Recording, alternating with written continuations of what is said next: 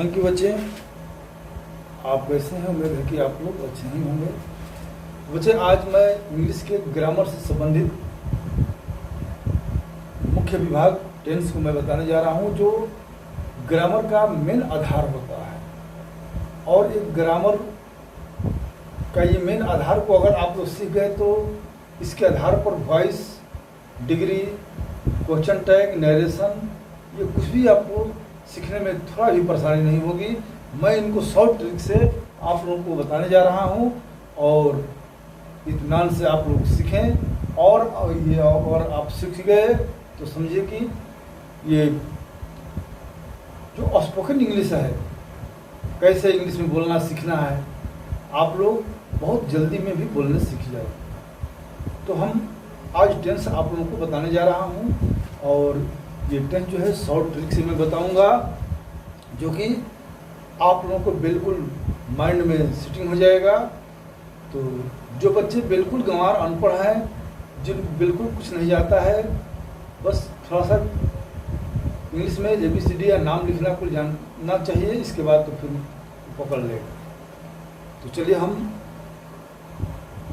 Video start करते हैं। Start करने से पहले छोटा सा रिक्वेस्ट है, आप लोग यदि नए हैं चैनल पर तो सब्सक्राइब कर दीजिएगा एवं लाइक और शेयर करना मत भूलिए, क्योंकि शेयर करने से अधिक से अधिक बच्चों को सीखने समझने का मौका मिलता है। तो देखिए, टेंस से पहले एक कॉन्सेप्ट मैं आप लोगों को बता रहा हूँ। इसके पहले ये जानना जरूरी है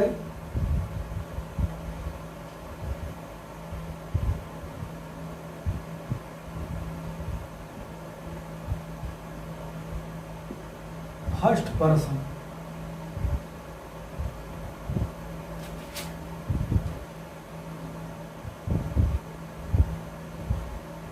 सेकंड पर्सन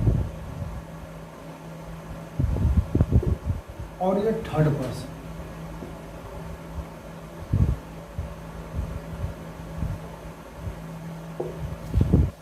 और इधर है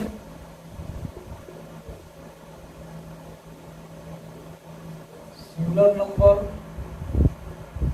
और इधर है प्लूरल नंबर।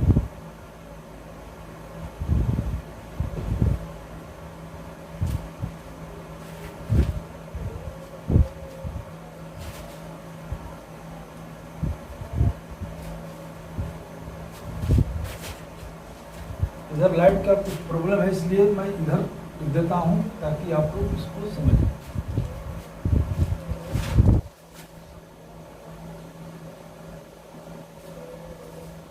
फर्स्ट पर्सन,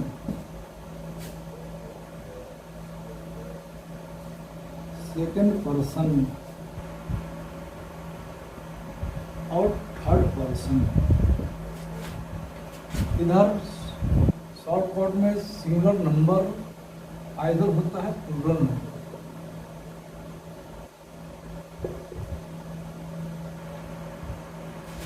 तो फर्स्ट पर्सन माने होता क्या है? उत्तम पुरुष।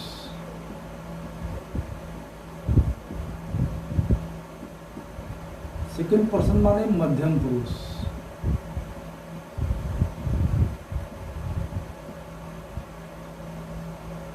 और थर्ड पर्सन माने होता है अन्य पुरुष।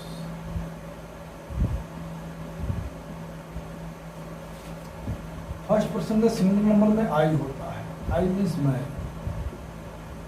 प्लूरल नंबर में वी मीन्स हम। सेकंड पर्सन के सिंगुलर नंबर में यू होता है, यू मीन्स तुम।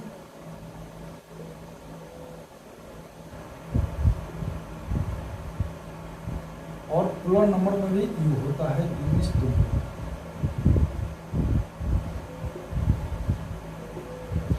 और थर्ड पर्सन के सिंगुलर नंबर में ही, सी, इट या मी।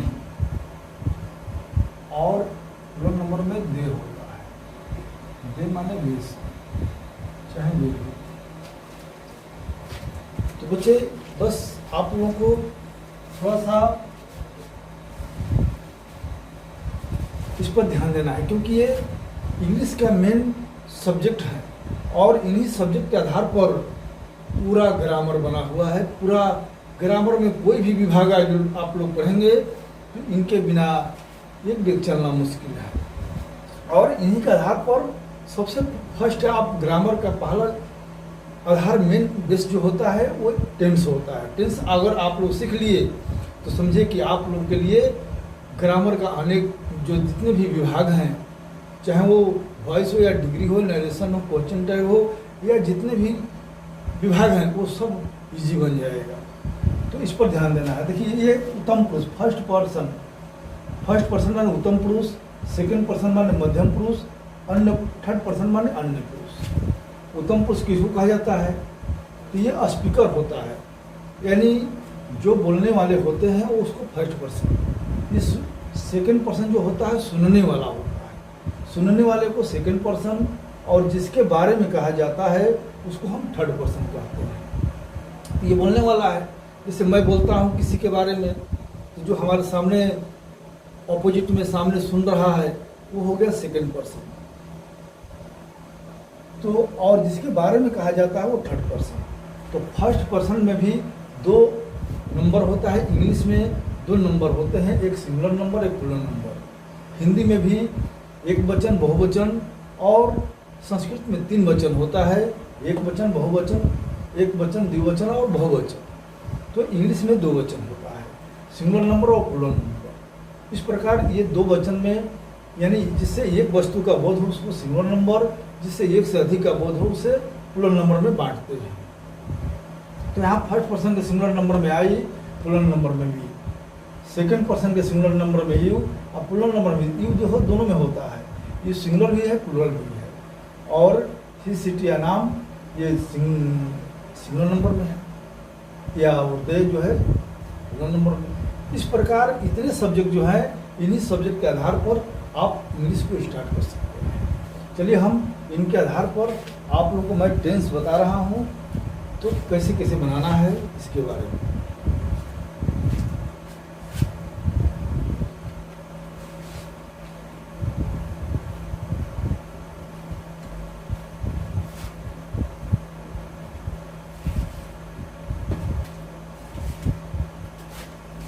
टेंस, ये टेंस जो होता है, टेंस माने काल, और काल में समय, समय का बोध कराता है। समय कई प्रकार का होता है। एक साधारण अर्थ में कोई काम चल रहा है, चलता है, वो करता है, खाता है, पीता है, तो ये जो है एक साधारण, ये इंडिफिनिट फिक्सिंग का होता है। वहाँ खाता है, वे लोग खेलते हैं, हम लोग गाते हैं। और एक होता है जारी, यानी कंटिन्यूस, जो बिल्कुल जारी हो, वह पढ़ रहा है, वे सब खेल रहे हैं, वो खा रहा है। एक होता है काम समाप्त, यानी परफेक्ट, जो पूर्ण काम जो है बिल्कुल समाप्त हो गया हो, उनका नाम है परफेक्ट। तो चलिए हम इंडिफिनिट पहला टेंस का ये देखना है कि टेंस कितने प्रकार का होता है। तो टेंस जो होता है तीन प्रकार का। पहला होता है present tense. Present tense, present tense माने होता है वर्तमान का, वर्तमान का। अभी मैं कंसेप्ट बता रहा हूँ, परिचय बता रहा हूँ, इसके बाद आप लोग शॉर्ट ट्रिक से कितना जल्दी में आप लोग सीख जाएंगे। ये अपना वीडियो को बने रहें और देखते रहें। दूसरा है past tense. Past tense, past tense माना होता है भूतकाल। और तीसरा होता है फ्यूचर टेंस।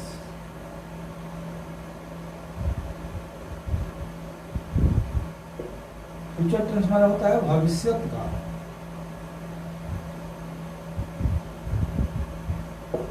इस प्रकार बच्चे हमें तीन टेंस के बारे में सीखना है।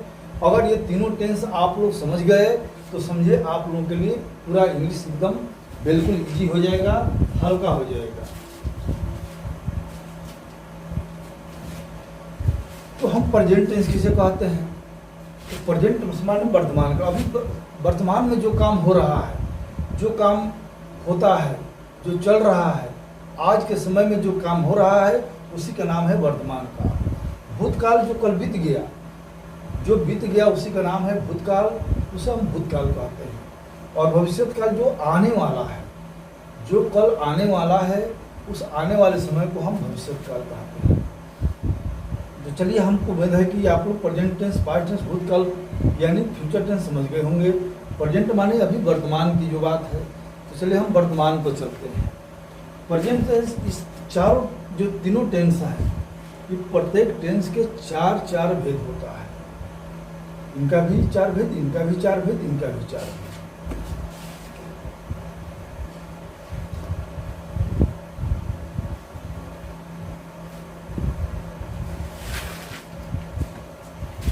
तो पहले भेद का नाम है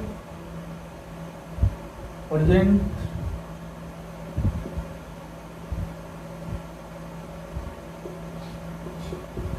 इंडेफिनिट टेंस।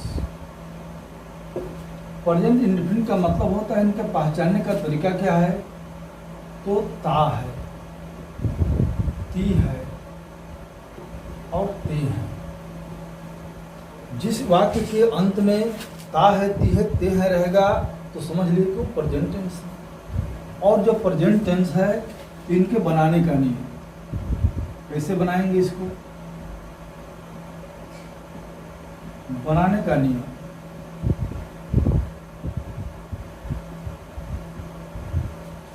तो देखिए, हम शॉर्ट ट्रिक से बता रहे हैं। Subject plus verb plus S या एस प्लस ऑब्जेक्ट। अगर उधर नहीं दिखाई दे रहा है तो इधर मैं नीचे लिख देता हूँ कि लाइट का प्रकाश पड़ता हूँ।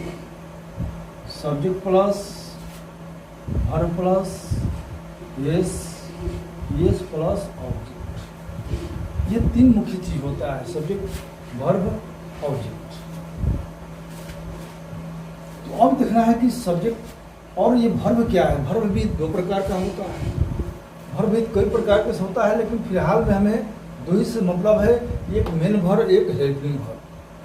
हेल्पिंग वर्ब जो होता है मेन वर्ब के पहले आता है, जो इसको हेल्प का मदद करता है।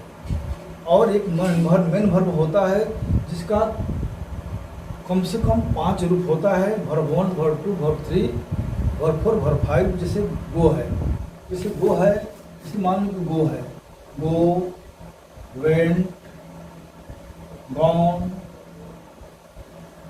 गोइंग, गोज, यानी ये वर्ब के 5 रूप होता है। तो जिसका रूप 5 वो चलता है, verb 1, verb 2, verb 3, verb 4, verb 5, तो जिसका रूप चलता है उनको हम मेन वर्ब कहते हैं। और जिनका रूप नहीं चलता है वो सिंगुलर से प्लूरल हो सकता है। इज है सिंगुलर में तो प्लूरल में आर हो जाएगा, वाज है तो वेयर हो जाएगा। ऐसे होता है सिंगुलर से प्लूरल, लेकिन उनका कोई रूप नहीं चलता, इसलिए उनको कहते हैं हेल्पिंग वर्ब। तो अभी हमें ये 3 मुख्य वर्ब, हेल्पिंग वर्ब और मेन वर्ब से मतलब है, इसलिए मैं अभी वर्ब के बारे में नहीं बता रहा हूँ, टेंस में जा रहा हूँ। मुख्य रूप से ये बता रहा हूँ कि वर्ब जो होता है, एक मेन वर्ब होता है और हेल्पिंग वर्ब होता है। तो चलिए इस पर देखिए कैसे हम बना पाएंगे। अब यहाँ दिया है कि सब्जेक्ट जैसा होगा उनके अनुसार वर्ब में एस या एस जोड़ेंगे।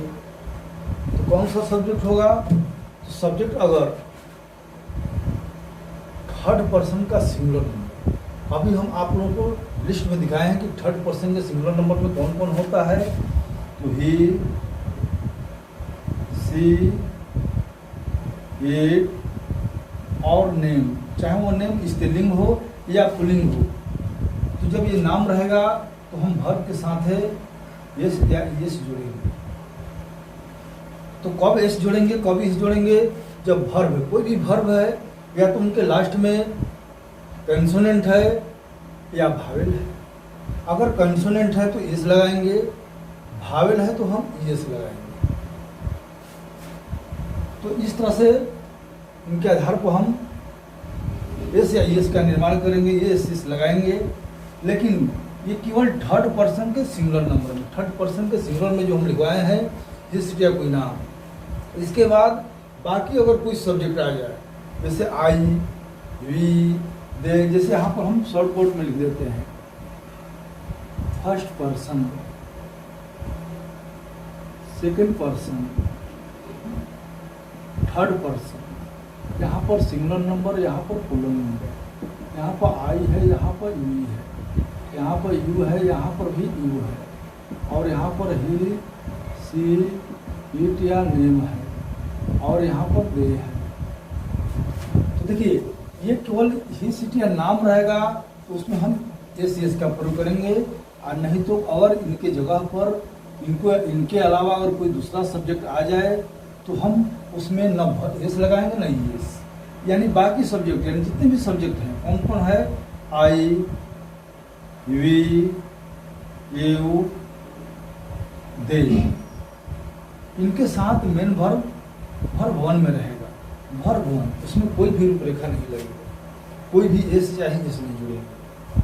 तो आप लोग समझ गए होंगे कि एस कब जोड़ते हैं और एस कब जोड़ते हैं। जब वर्ब के लास्ट में कंसोनेंट हो तो एस जोड़ते हैं, और ये जब वर्ब के लास्ट में अंत में भावेल हो तो वहाँ एस जोड़ते हैं। लेकिन ये कब जोड़ते हैं, जब सब्जेक्ट ही सिटी या नाम आएगा तब जोड़ते हैं। तो उम्मीद है कि इतना आप लोग समझ गए होंगे। तो अब देखिए, अब हम आप लोगों को इसको कैसे बनाते हैं, तो ध्यान से समझने का प्रयास करें। जैसे राम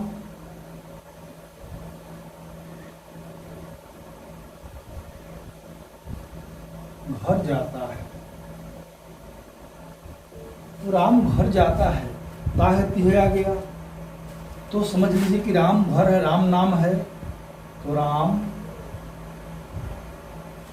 पहले बनाएंगे किसी, ये सब्जेक्ट ये वन होता है, इसको टू और इसको थ्री। पहले इसका इंग्लिश लिखेंगे, इसके बाद वर्ब का इंग्लिश लिखेंगे, और अंतिम में हम ये ऑब्जेक्ट का इंग्लिश लिखते हैं। ये सब्जेक्ट है, ये ऑब्जेक्ट है, ये वर्ब है। तो सबसे पहले हम सब्जेक्ट, इसके बाद वर्ब, इसके बाद लास्ट में ऑब्जेक्ट, यानी 1 2 3। पहले हम 1 लिखेंगे, इसके बाद 2 का इंग्लिश लिखेंगे, इसके बाद 3 का। तो 2 का इंग्लिश में देख लीजिए 2 है। इस वर्ब के लास्ट में क्या है, भावेल है, तो हम यहाँ एस जोड़ेंगे। अगर यहाँ पर कंसोनेंट रहता तो केवल एस जोड़ते, और जाना है, कहीं जाना है तो उसमें हम टू का इस्तेमाल करते हैं। गो टू हाउस, घर जाना है, गो टू हाउस।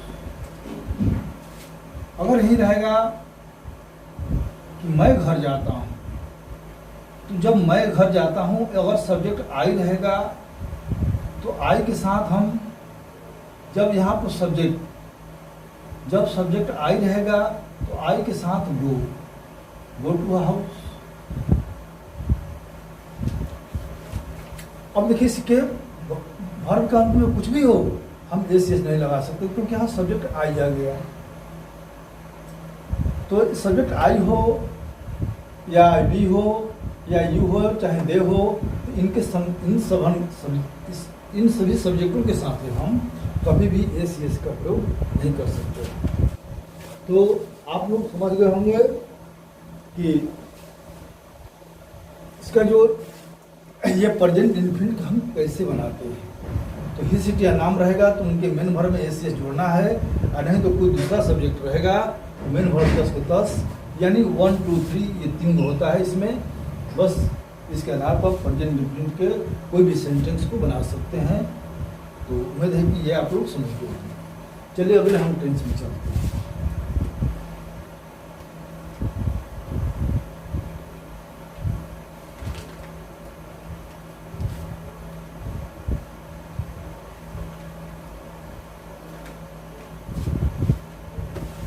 अगला है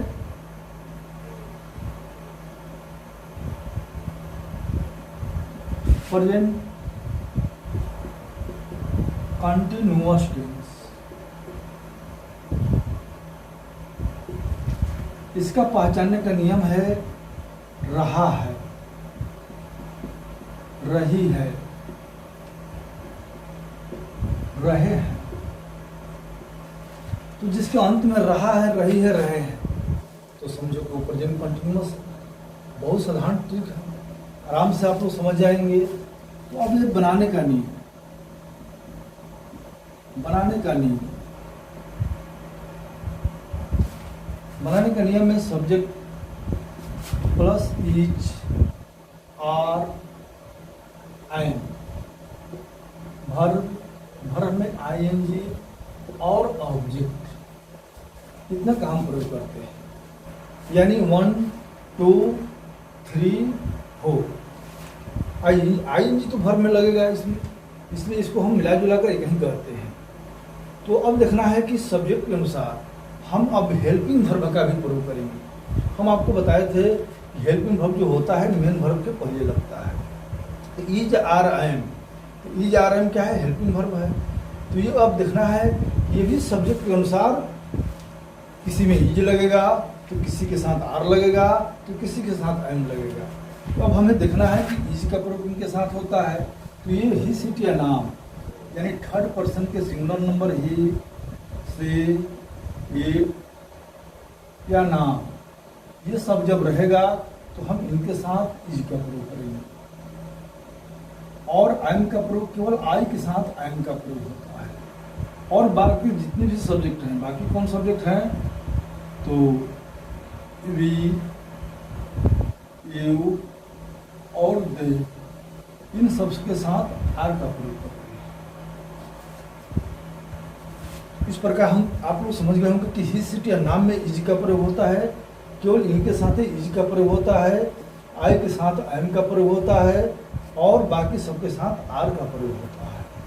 इनके अलावा कोई दूसरा सब्जेक्ट आ जाए तो आर का, तो कोई भी आएगा तो इसके अंदर से ही सब्जेक्ट आएगा। जो मैंने ये प्रोनाउन का जो लिस्ट बना दिया है उसी में से कोई ना कोई सब्जेक्ट आएगा। तो चलिए हम इसको कैसे बनाएंगे।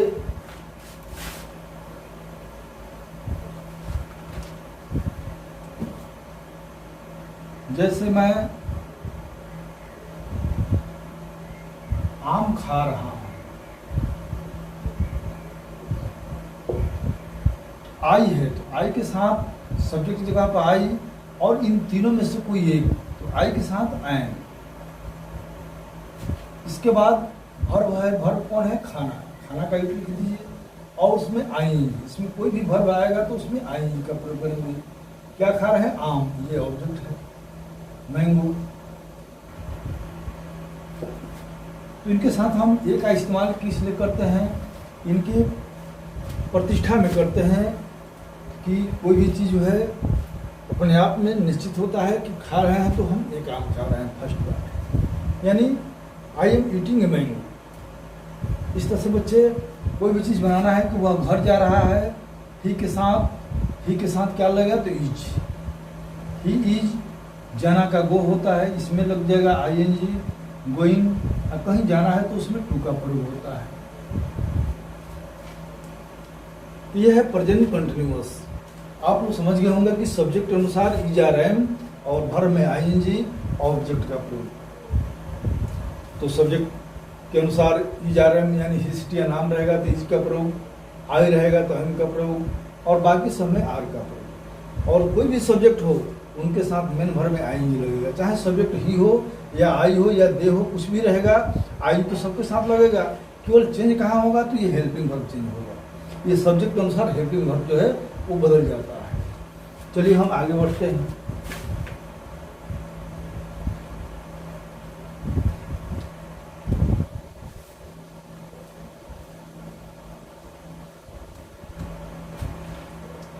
इसको सीखने के लिए आप वीडियो को बने रहिए, भागना नहीं है, भागिएगा तो बिल्कुल समझ में नहीं आएगा, अधूरा रहेगा। और अगर ये पूरा टेंस को आप लोग सीख लिए तो समझिए कि इंग्लिश का मेन बेस पर आप लोग खड़ा हो गए। अब उसके आधार पर आप लोग इनके ऊपर कितना ऊंचाई तक जा सकते हैं, और नहीं तो जाना मुश्किल हो जाएगा। तो तीसरा है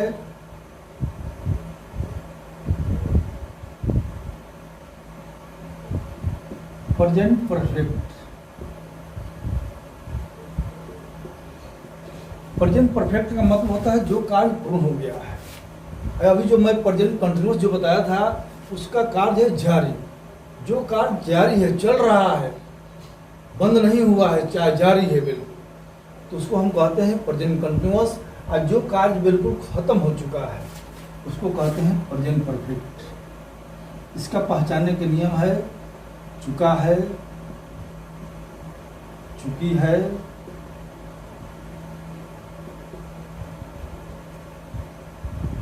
चुके हैं। तो जिसके अंत में चुका है, चुकी है, चुके हैं, ये साधारण नियम है। अगर ये भी नहीं भी रहेगा तभी आपको पकड़ना है, पहचानना है कि कौन काम खत्म हो चुका है। जो खत्म हो चुका है, ऐसे जब अर्थ निकलेगा कि वो काम पूर्ण हो चुका है तो समझिए वो प्रेजेंट परफेक्ट है। कोई भी है तो परफेक्ट है, या तो पास्ट में है, या प्रेजेंट में है, या फ्यूचर में है। तो जैसे अब इसके बनाने का नियम,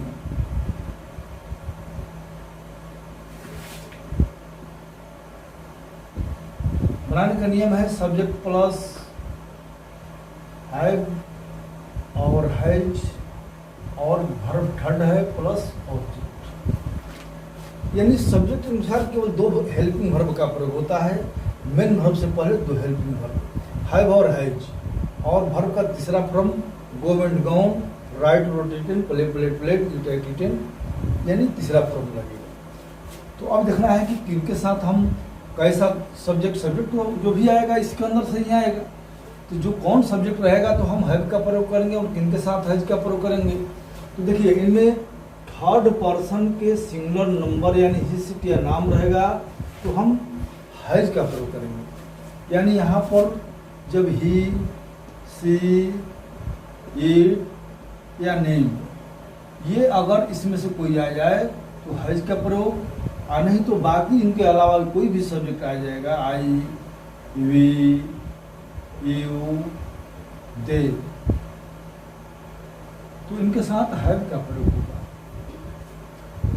तो केवल have helping verb he changing होता है कि किनके साथ क्या होगा, लेकिन ये वर्ब थर्ड जो है सभी सब्जेक्ट के साथ होगा, चाहे वो सब्जेक्ट कोई भी क्यों ना हो। तो चलिए इस पर हम बनाते हैं कैसे इनके साथ क्या होगा, कैसे बनता है ये। जैसे मैं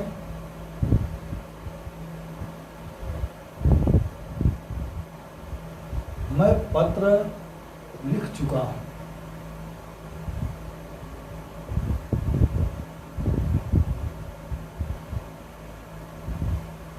तो मैं पत्र लिख चुका हूं तो काम खत्म हो चुका है, यानी पत्र लिख लिया है, बिल्कुल समाप्त। तो यहाँ पर जब काम पूर्ति यानी काम के पूर्ण होने का जब बोध हो तो उसे हम प्रेजेंट परफेक्ट टेंस कहते हैं।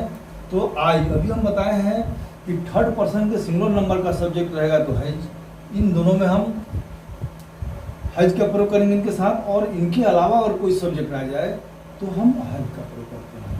तो चलिए आई के साथ हैव, और यहाँ पर लिखना वर्ब है तो राइट, राइट रोट रीटेन, और ऑब्जेक्ट है लेटर, तो ए लेटर। इस तरह से हम बना सकते हैं। अगर आ गया कि मैं पत्र लिख चुका हूं, ये न आकर के आ जाएगा कि मैंने पत्र लिखा है, तो ये भी उसे ही बनेगा। I have written a letter, ये भी उसे ही बनेगा। मैं खाना खाया हूं यानी खा लिया हूं या खा चुका हूं। तो खाया हूं वह पढ़ा है, वह खेला है, वे सब घर गए हैं, घर गए हैं। मैं पटना गया हूं, मैं विद्यालय आया हूं, यानी आ चुका हूं। जब चुका यानी पूर्ण रूप से उस वाक्य के पूर्ति होने का बोध हो, यानी उस काम के संपूर्ण होने का बोध हो, तो उसे हम प्रेजेंट परफेक्ट कहते हैं। चाहे उसके अंत में चुका चुकी हो या पूर्ण होने का बोध, कि मैं पढ़ा हूँ, लिखा हूँ, वह गेंद खेला है, वह खाना खाया है यानी खा लिया है। ऐसे ऐसे जब बोध होगा उसको प्रेजेंट परफेक्ट। उम्मीद है कि आप लोग समझ गए होंगे। चलिए हम आगे बढ़ते हैं।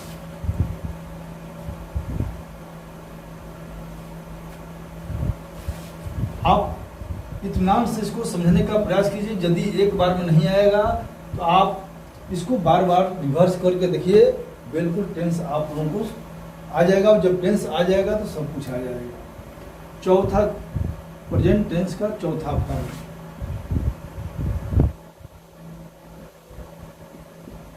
जिसका नाम है present perfect continuous. Present perfect continuous tense, इसका पहचानने का नियम क्या है? इसका पहचानने के नियम बच्चे, कोई कार्य जब कुछ पहले से शुरू होकर और लगातार जारी हो, उस टाइम में बंद नहीं हुआ, चाहे वो प्रेजेंट टेंस का हो या पास्ट टेंस का हो या फ्यूचर टेंस का हो, बंद नहीं होना चाहिए। यानी कुछ समय तक लगातार चले, जो काम शुरू होकर कुछ समय तक लगातार चल रहा है उसे हम प्रेजेंट परफेक्ट कंटिन्यूअस कहते हैं। जैसे अब इसको बनाने का नियम क्या है? बनाने का नियम, पहचाने के तो आप समझ गए कि कोई कार्य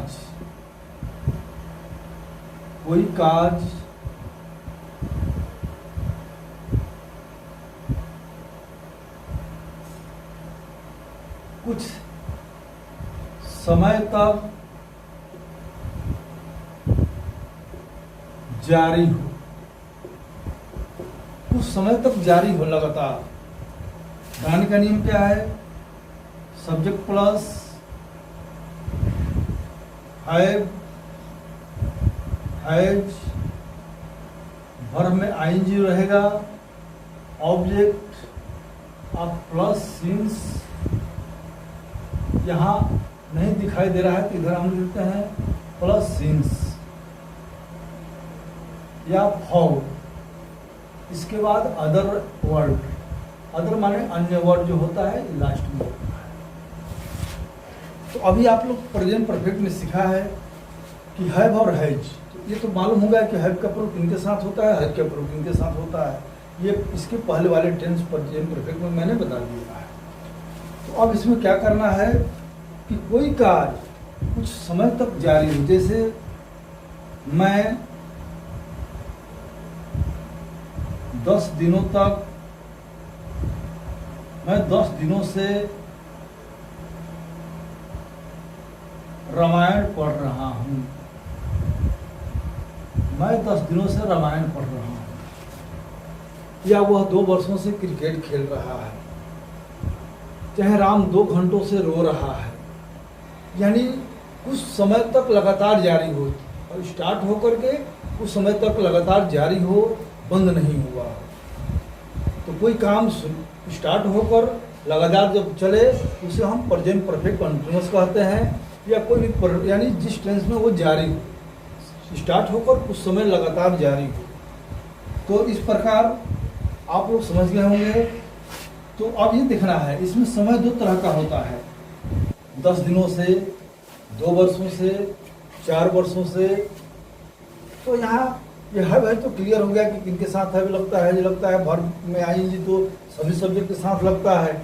लेकिन यहाँ पर सोचना है कि सिंस और फॉर, जब समय निश्चित रहेगा, जैसे वो 2 दिनों से, 10 दिनों से, 4 वर्षों से, 5 महीनों से, तो ये जो है इनको इंडिफिनिट टाइम कहते हैं, अनिश्चित टाइम कहते हैं। तो इनके साथ हम फॉर का प्रयोग करेंगे। लेकिन जब आ जाएगा दिन का नाम, संडे, मंडे, जनवरी, फरवरी महीना का नाम, या कोई डेट आ जाएगा, तारीख, मैं फलना तारीख से कोई काम कर रहा हूँ, मैं सोमवार से ये काम कर रहा हूँ, मैं जनवरी से विद्यालय जा रहा हूँ। यानी जब दिन का नाम, महीना का नाम या डेट का नाम, तारीख रहेगा तो उसमें आप लोग को सिंस का प्रयोग करना है। और नहीं तो 2 दिनों से, 10 दिनों से, 2-4 वर्षों से, इस तरह से जब समय रहेगा तो उसमें फॉर का प्रयोग करना है। तो अनिश्चित समय के लिए फॉर का प्रयोग और निश्चित समय के लिए सिंस का प्रयोग। जैसे अब आई के साथ आप लोग को पता हो गया है कि आई के साथ हैव लगता है। और हाँ, एक इसमें और सब गड़बड़ हो गया, इसमें यहाँ पर एक बीन रहेगा, बीन, यानी वर्ब में आईएनजी से पहले यहाँ पर रहेगा बीन, दोनों के साथ बीन का प्रयोग होगा, बी डबल ई, इसके बाद वर्ब होगा, इसके बाद आईएनजी और इसके बाद ऑब्जेक्ट, तब इसके बाद सेंस फॉर या अदर। हैव हैज के बाद बीन, यानी हैव के साथ भी बीन लगेगा और हैज के साथ भी बीन लगेगा। तो यहाँ पर हम बीन का इस्तेमाल करेंगे। इसके बाद मेन वर्ब क्या है, पढ़ना है, तो रीड लिख देंगे। क्या पढ़ रहे हैं, ऑब्जेक्ट है, तो यहाँ पर ऑब्जेक्ट का इस्तेमाल करेंगे रामायण। रामायण। अब यहाँ देखना है, इतना तो हो गया कि मैंने रामायण पढ़ रहा हूँ, मैं रामायण पढ़ रहा हूँ 10 दिनों से। यहाँ 10 दिन जो है इंडिफिनिट टाइम है, अनिश्चित टाइम है, तो इसलिए हम इस सिंस या फॉर में दोनों में से हम फॉर का इस्तेमाल करेंगे। For 10 days, for 10 days. उम्मीद है कि ये आप लोग समझ गए होंगे।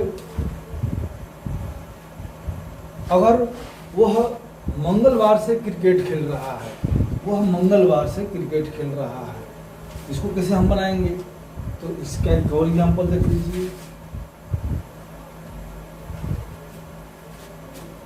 जैसे ही आएगा ही कि वह ही के साथ हैज लगेगा और इसमें से एक बीन लगा दीजिए। ही हैज बीन, क्रिकेट खेल रहा है, प्लेइंग।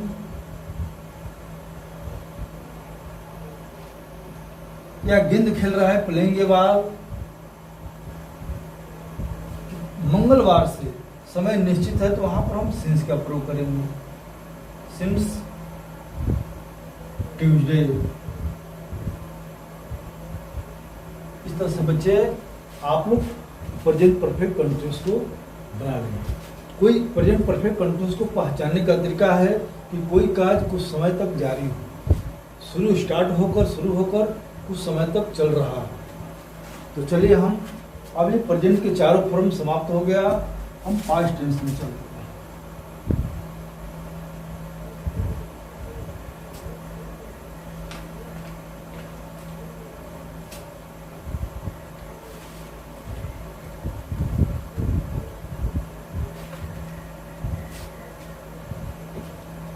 पास्ट टेंस माने भूतकाल, जो समय बीत गया है उसको हम पास्ट टेंस कहते हैं, यानी भूतकाल। इनके भी प्रेजेंट की तरह ही 4 गो फॉर्म होता है। पहला फॉर्म है पास्ट इंडेफिनिट। इंडेफिनिट माने होता है, एगो डिफिनिट माने निश्चित होता है, इंडेफिनिट माने अनिश्चित।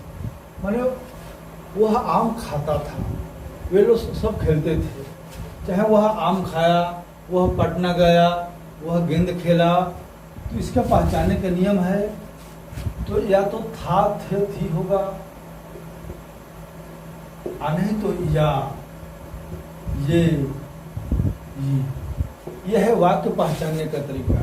अगर जिसके अंत में था, थे, थी या ये हो साधारण अर्थ में, तो उसे हम पास्ट इंडेफिनिट टेंस कहते हैं।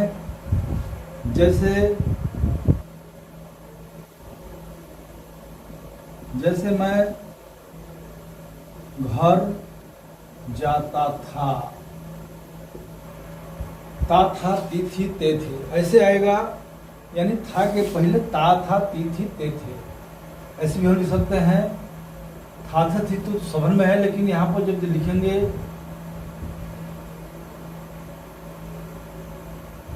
ता था, ती थी, या ते थे, या ये। जैसे मैं घर गया, अगर गया भी आ गया तो समझिए कि वो पास्ट इंडेफिनिट है। तो पास्ट इंडेफिनिट के 2 तरीका है पहचानने का, या तो उसके अंत में ता था, ती थी, ते थे हो, या ये हो। उम्मीद है कि आप लोग पहचान गए होंगे। तो इसके बनाने का तरीका, बनाने का नियम, इसमें सब्जेक्ट, वर्ब टू और ऑब्जेक्ट, मात्र 3 चीज होता है। सब्जेक्ट और वर्ब का दूसरा फॉर्म, गो है तो गो का वेंट होगा, राइट का रोट होगा, प्ले का प्लेड होगा। जैसे मैं घर जाता था, तो आई। अब सब्जेक्ट कोई भी हो, सब्जेक्ट कोई भी हो, उनके साथ वर्ब टू लगेगा। अब इसमें ये नहीं है कि वो थर्ड पर्सन के सिंगुलर नंबर का है या फर्स्ट पर्सन का है या सेकंड पर्सन का है, किसका है। इनमें से कोई भी सब्जेक्ट आएगा तो वर्ब का दूसरा रूप लग जाएगा गो वेंट। और कहा जाता है घर, तो टू हाउस। या मैं घर गया तो I went to house. Ram Patna गया, राम गेंद खेला, अगर आएगा कि राम गेंद खेला तो राम, और खेलना का दूसरा form played, Ram played a ball, Ram played a ball, Ram played a ball. चलिए उम्मीद है कि आप लोग इसको समझ गए होंगे।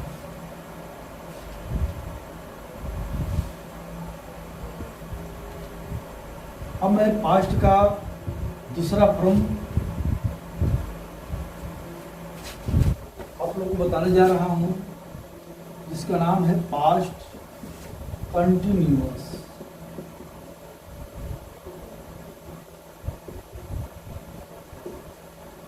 तो पास्ट कंटिन्यूअस, इसका पहचानने का नियम है रहा था, रही थी और रहे थे।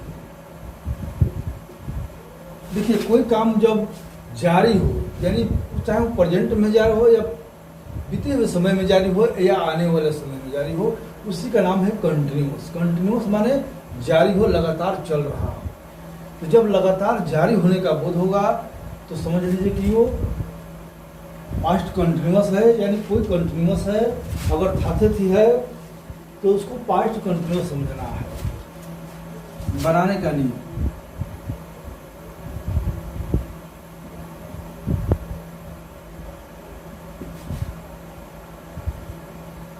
सब्जेक्ट के अनुसार वाज, वेयर और भर में आईएनजी, इसके बाद ऑब्जेक्ट। अगर सब्जेक्ट जैसा हो, सब्जेक्ट सिंगुलर हो तो वाज, क्योंकि वाज सिंगल है और ये वेयर जो है प्लुरल है। तो सिंगुलर का समझ गया कि मैंने इधर सिंगुलर नंबर में जितने भी हैं करीब करीब उनके साथ वाज का होता है, अब बाकी समय वेयर का होता है। लेकिन यू जो है, यू सिंगुलर और प्लुरल दोनों एक जैसा है, इसलिए इनके साथ हमेशा वेयर का ही प्रयोग होता है।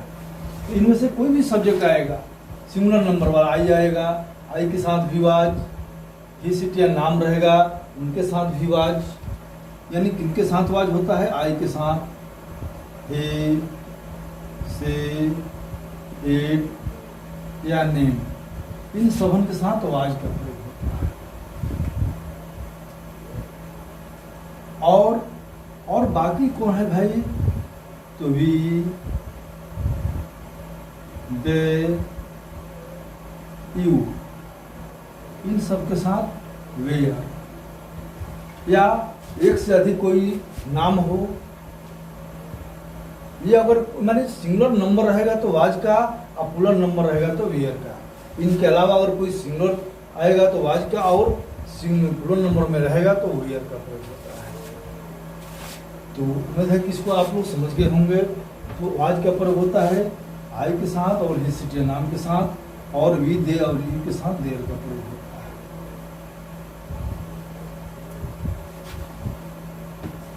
अब यहाँ पर जैसे मैं आम खा रहा था, मैं आम खा रहा था, तो आई आ गया, तो आई के साथ वाज, आई के साथ इन दोनों में से कोई एक सब्जेक्ट आई आ गया, और इन दोनों में से कोई एक। इसके बाद वर्ब क्या है, खाना, खाना का एक, और भर में आईएनजी। इसके बाद क्या खा रहा था, आम, यानी मैंगो, ए मैंगो। इस तरह से आप आराम से बना सकते हैं। वह खा रहा है, वह खा रहा था तो he was eating a mango. Gita खा रहे थे, Gita was eating a mango. लेकिन जैसे ही यू आएगा, तुम खा रहा था, तो यू आएगा तो यू के साथ were, you were, you were eating a, eating I mango, eating a mango. इस तरह से बच्चे उम्मीद है कि ये पास्ट रिस्पॉन्स भी आप लोग समझ गए हैं।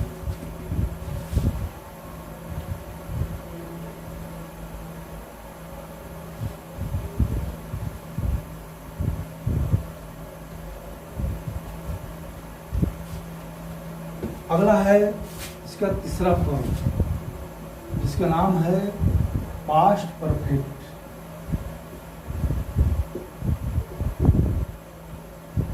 तो मैंने बताया था कि परफेक्ट का मतलब होता है पूर्ण।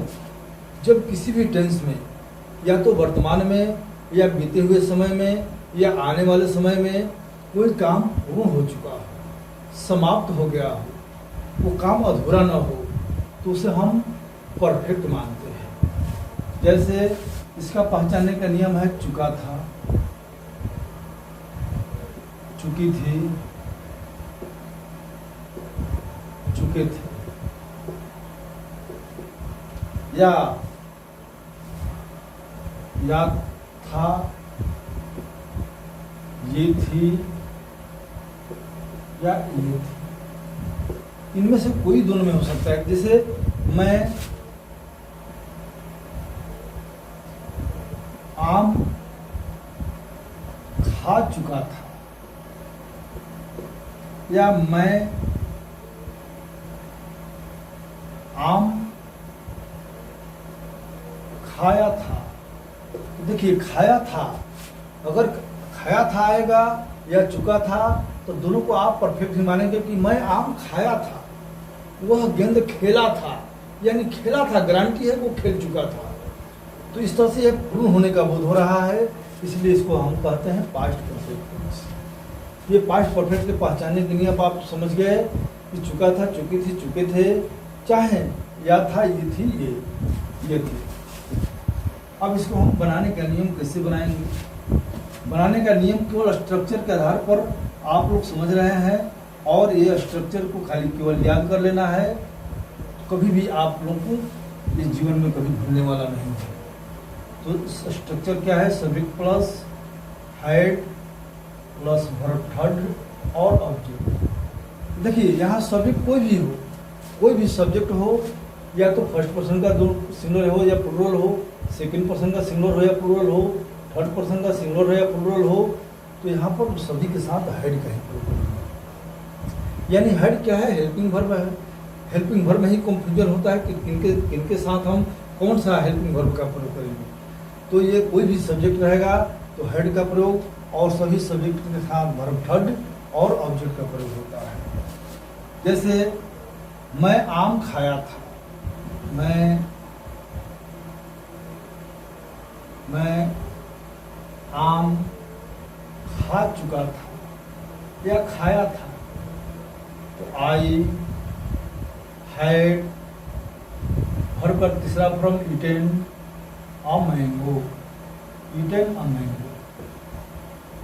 चाहे मैं आम खाया था तो आई हैड ईटेन मैंगो।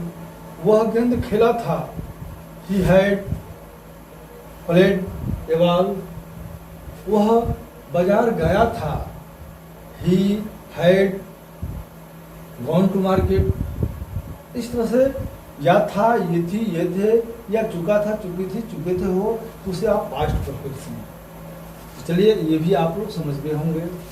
आगे बढ़ते हैं।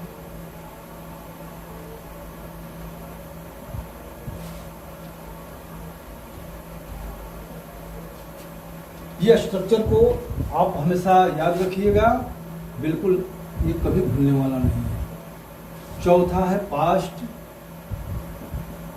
Perfect continuous tense. इसका पहचानने के नियम वही है जो मैंने प्रेजेंट परफेक्ट कंटिन्यूअस को बताया था कि कोई काम, कोई भी कार्य शुरू होकर और लगातार चल रहा हो, तो शुरू होने का समय अगर निश्चित हो या अनिश्चित हो, किसी भी समय से अगर चल रहा है और अभी भी चल रहा है, यानी बीते हुए समय में भी वो जारी हो, लगातार चल रहा हो, बंद नहीं हुआ, यानी कोई कार्य शुरू होकर जारी हो। तो कोई कार्य शुरू होकर जारी हो, लगातार चल रहा, इसके बनाने का नियम।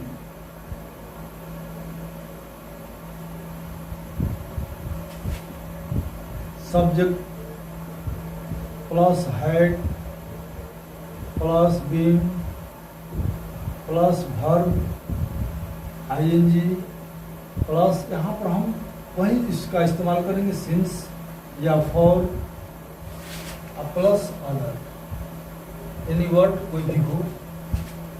तो सब्जेक्ट के अनुसार हम हेड बीन का प्रयोग, यानी कोई भी सब्जेक्ट हो, चाहे वो फर्स्ट पर्सन का हो या सेकंड पर्सन का या थर्ड पर्सन का हो, तो सभी सब्जेक्ट के साथ हेड बीन और सबन के साथ मेन वर्ब आईएनजी। समय निश्चित हो तो सिंस, दिन का नाम हो, महीना का नाम हो, डेट का नाम हो, डेट हो, तो उनके साथ सिंस का प्रयोग। ऐसे 2 महीनों से, 10 दिनों से, 4 वर्षों से समय अनिश्चित हो तो उनमें फॉर का प्रयोग। जैसे मैं 2 महीनों से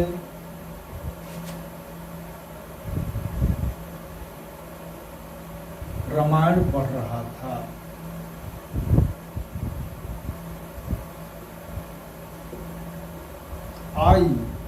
आई के साथ है, आई हैड और बीन इनके साथ लग जाएगा। I had been reading, reading और रामायण, रीडिंग और रामायण। तो कम है ना 2 महीनों से, ये अनिश्चित टाइम है। 2 महीना में कौन तारीख से कहिया से स्टार्ट है नहीं मालूम है। तो यहाँ पर हम फॉर का प्रयोग करेंगे, फॉर 2 मंथ, 2 मंथ्स। तो इसमें समझ कोई भी सब्जेक्ट हो तो हम हेड बीन का प्रयोग करते हैं। और पहचाने के लिए वही है जो प्रेजेंट परफेक्ट कंटिन्यूअस में मैंने बताया कि कोई भी कार्य शुरू होकर और जारी हो, जो लगातार चल रहा हो, बंद नहीं हुआ हो। ये कहेंगे कि मोहन 10 दिनों से बीमार है, यानी मोहन 10 दिन पहले से बीमार है और आज भी बीमार है, ठीक नहीं हुआ है। चाहे राम 10 दिनों से विद्यालय जा रहा था, यानी राम 10 दिन पहले से विद्यालय शुरू किया था और लगातार 10 दिन गया था, जा रहा था, जारी था। इस तरह से जब वाक्य आएगा तो उसे हम पास्ट परफेक्ट कंटिन्यूअस कहते हैं। तो इस प्रकार पास्ट के भी 4 फॉर्म हो गया। और ये इस स्ट्रक्चर को ढंग से आप लोग नोट कर लीजिएगा। तो चलते हैं हम फ्यूचर टेंस।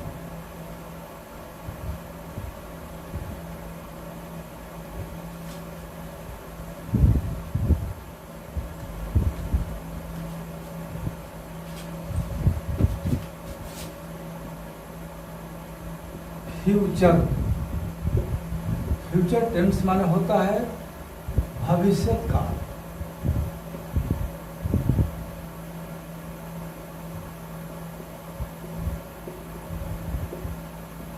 यानी जो काम आने वाले समय में होने वाला है, उसी का नाम है फ्यूचर टेंस।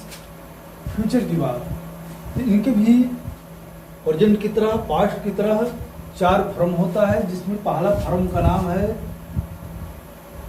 Future indefinite.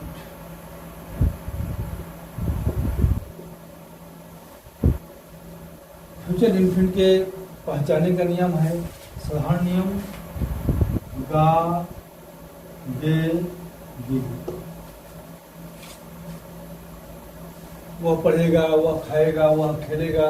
यानी फ्यूचर टेंस में कोई काम साधारण होने का बोध हो, साधारण रूप में, तो उसको हम फ्यूचर इंडेफिनिट टेंस कहते हैं। बनाने का नियम,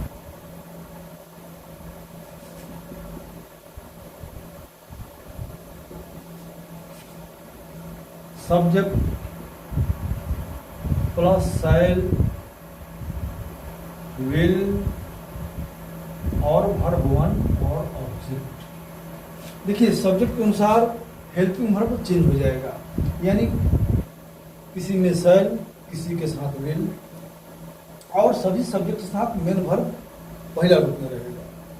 तो अब देखना है कि शैल का प्रयोग किनके साथ होता है। तो सेल का प्रयोग होता है फर्स्ट पर्सन के सिंगुलर और प्लूरल नंबर के साथ, यानी आई और वी, आई और वी रहेगा तो इनके साथ हम सेल का प्रयोग करेंगे।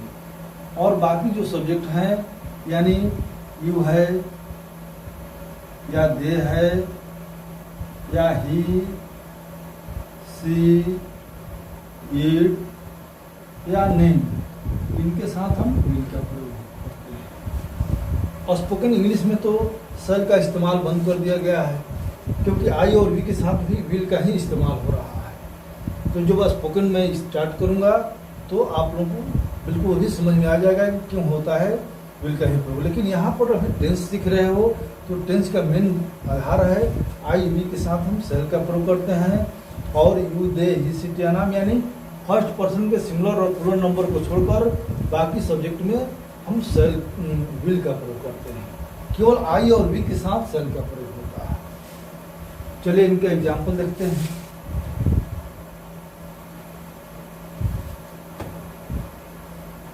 जैसे वह आम खाएगा,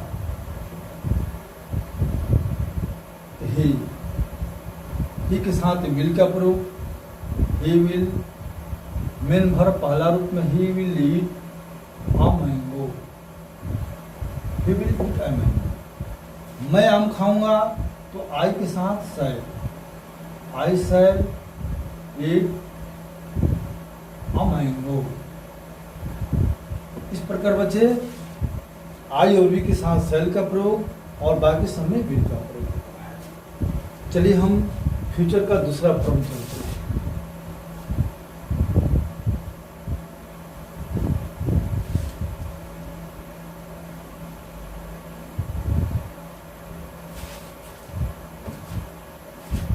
दूसरा है future continuous tense. Future continuous यानी कोई कार्य फ्यूचर टेंस में जारी है, लगातार चल रहा है। इसका पहचानने का नियम है रहेगा, रहेगी, रहेंगे। लेकिन मैंने ये समझना है कि जो कार्य फ्यूचर टेंस में जारी हो, जैसे मैं गेंद खेलता रहूंगा, खेलता रहूंगा, तो खेलता रहूंगा, मैं गेंद जब खेलूंगा तो खेलता रहूंगा, बंद नहीं करूंगा। यानी कोई काम जब जारी होने का बोध हो तो समझ लेना है कि वो फ्यूचर कंटिन्यूअस है, बनाने का नियम।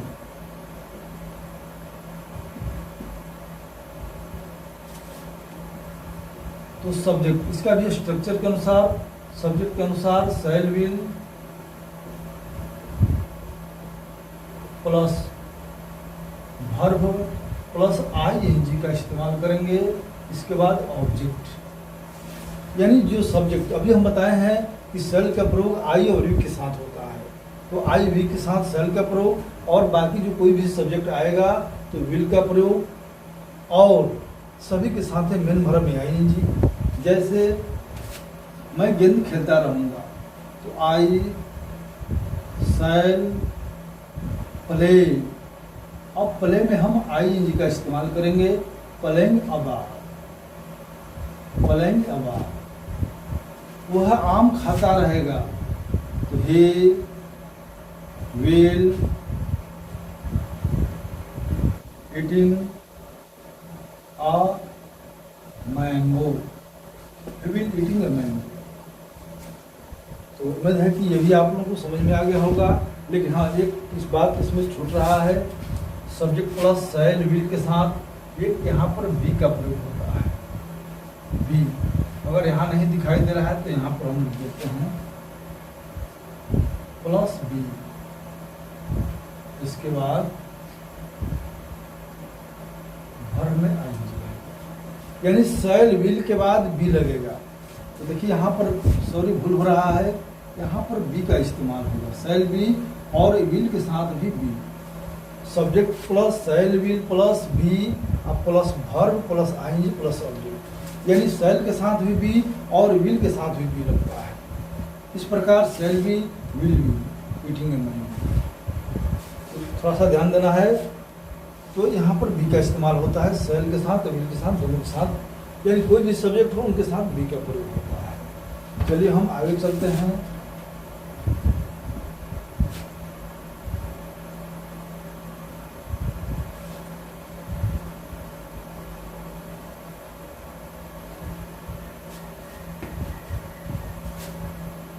तीसरा है फ्यूचर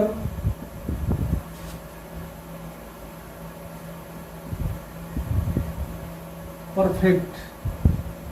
अब ये देखना है कि कोई भी कार्य जब बिल्कुल पूर्ण हो, चाहे वो वर्तमान समय में पूर्ण हो या बीते हुए यानी पास्ट टेंस में पूर्ण हो या फ्यूचर टेंस में पूर्ण हो, तो जब कार्य पूर्ण होने का बोध होगा उसे हम परफेक्ट कहते हैं।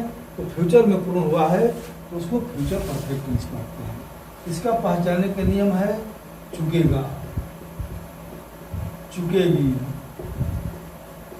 और चुकेंगे। जब इस तरह से आएगा तो समझ लेना कि वो फ्यूचर परफेक्ट टेंस है। इसके बनाने का नियम,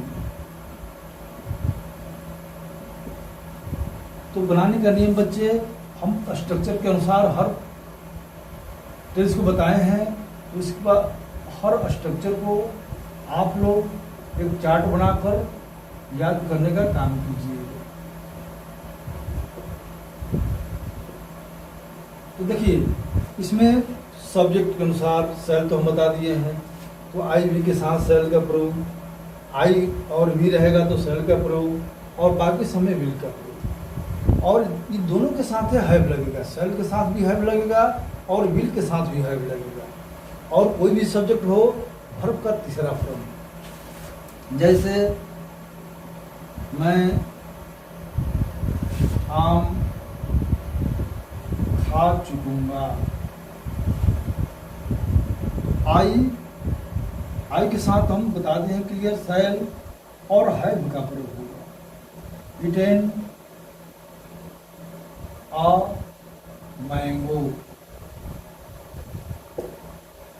वह घर जा चुकेगा,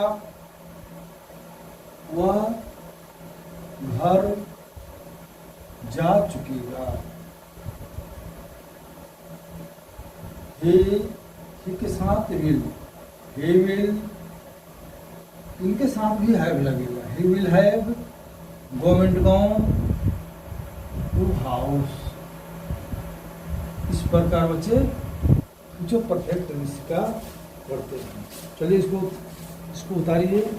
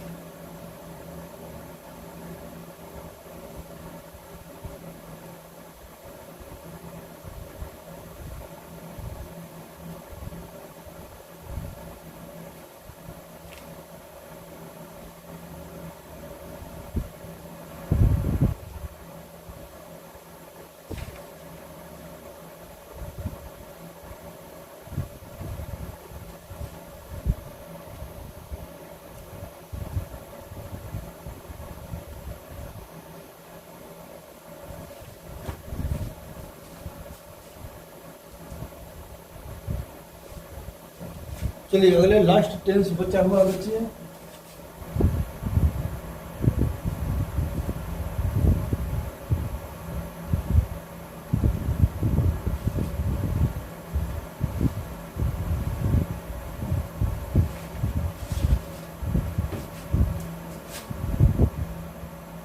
चौथा टेंस फ्यूचर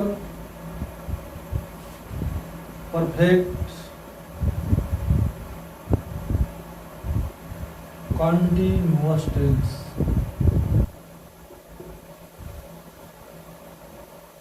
इसका पहचानने का नियम वही है जो मैंने प्रेजेंट परफेक्ट में बताया। प्रेजेंट परफेक्ट कंटिन्यूअस में, पास्ट परफेक्ट कंटिन्यूअस में, वही फ्यूचर परफेक्ट कंटिन्यूअस में, यानी आने वाले समय में कोई भी कार्य स्टार्ट होकर कुछ समय तक लगातार जारी रहेगा। यानी कोई कार्य शुरू होकर लगातार जारी हो, यानी जारी रहेगा फ्यूचर टेंस में। बनाने का नियम,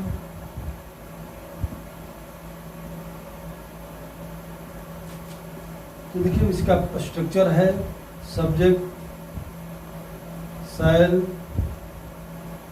विल, शैल विल प्लस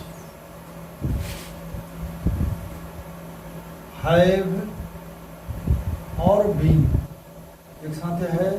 इसके बाद वर्ब, आईएनजी, ऑब्जेक्ट, सिंस या फॉर,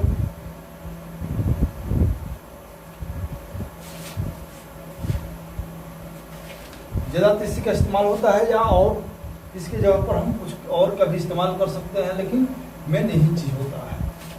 तो देखिए अब इसमें जैसे मैं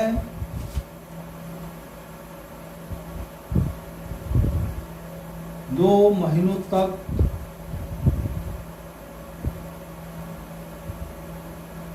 विद्यालय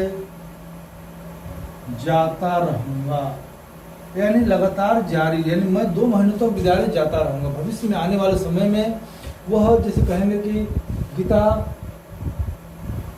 2 घंटों तक गीत गाती रहेगी, यानी स्टार्ट करेगी तो 2 घंटा लगातार वो गाती रहेगी। तो कोई काम जब शुरू होगा तो लगातार जारी होने का बोध होगा, तो समझ लेना कि वो फ्यूचर परफेक्ट कंटिन्यूअस टेंस है। तो चलिए आई के साथ हम शैल का प्रयोग, और इनके साथ शैल के साथ भी हैव बीन लगेगा और विल के साथ भी हैव बीन लगेगा, और कोई भी सब्जेक्ट रहेगा भर में आईएनजी और ऑब्जेक्ट समय के अनुसार निश्चित इसका प्रयोग। शैल हैव बीन,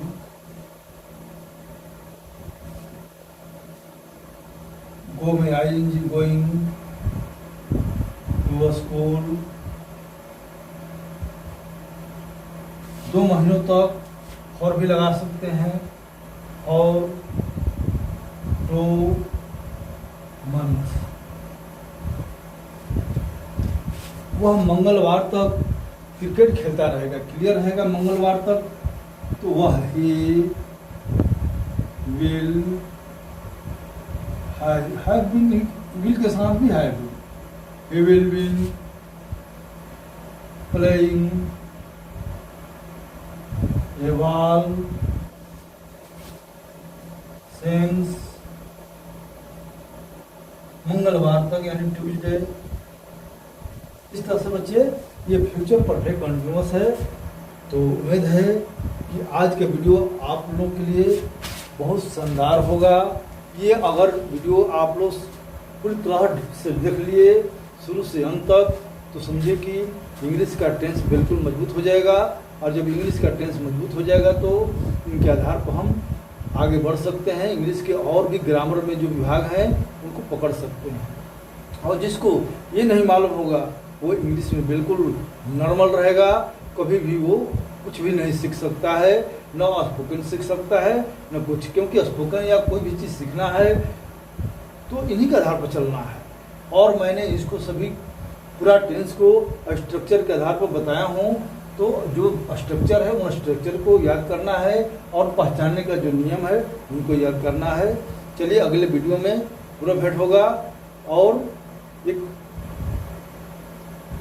अगले अक्टूबर से मैंने 10 क्लास के लिए मैथ का,